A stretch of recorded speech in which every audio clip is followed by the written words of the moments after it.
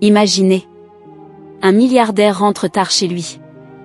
Mais avant même de poser sa valise, sa propre domestique lui saute dessus et lui ferme la bouche avec sa main. Hurlant de peur, pourquoi une employée oserait-elle faire cela à son patron? Et surtout, quel terrible secret voulait-elle protéger? David, milliardaire très occupé, pensait tout contrôler dans sa vie grâce à son argent. Pourtant, une nuit, il a découvert une vérité qu'aucune fortune ne pouvait acheter. Alors, pourquoi sa domestique lui a-t-elle ordonné de se taire? Quel secret cachait-elle depuis des semaines? Et surtout, comment cela a changé sa relation avec son fils? Restez avec moi, car l'histoire que vous allez entendre dépasse tout ce que vous imaginez.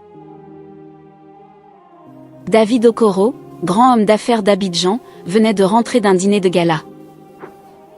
Il n'aspirait qu'à une chose, le silence et quelques heures de sommeil. Mais à peine avait-il franchi la porte de sa villa que tout bascula.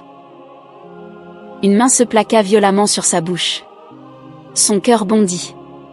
Il allait se défendre, quand il entendit une voix de femme chuchoter. « Ne faites pas de bruit, je vous en supplie. » Il reconnut Mariam, la nouvelle domestique.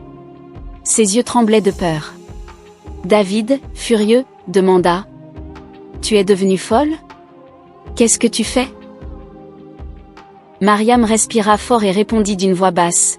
« C'est votre fils, Samuel. Il marche dans son sommeil, et si vous le réveillez brutalement, vous pourriez le perdre. » David écarquilla les yeux. Son fils, Samuel, âgé de 7 ans, qu'il ne voyait presque jamais à cause de ses affaires? Mariam baissa la tête et continua, « Cela se répète chaque nuit. Je reste après mon service pour le surveiller.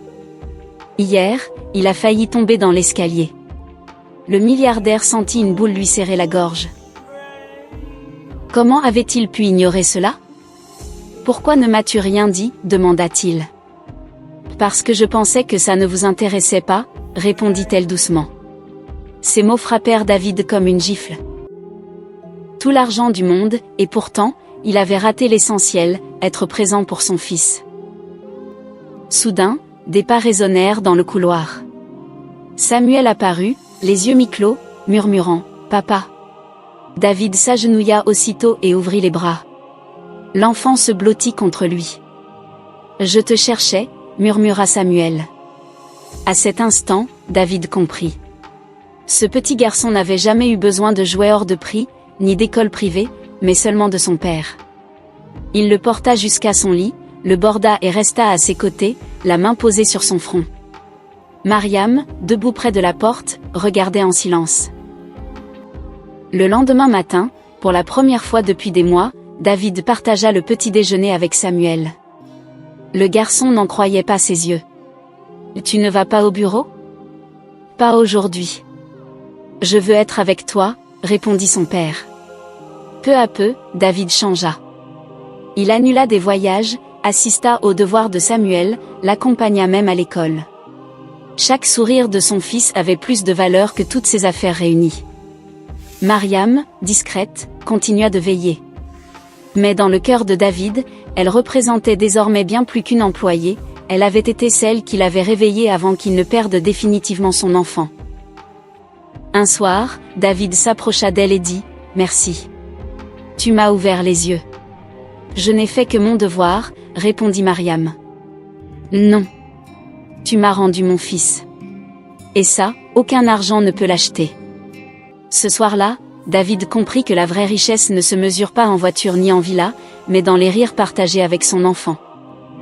Voilà l'histoire incroyable de David, cet homme qui a compris que la vraie richesse n'est pas l'argent, mais le temps passé avec ceux qu'on aime.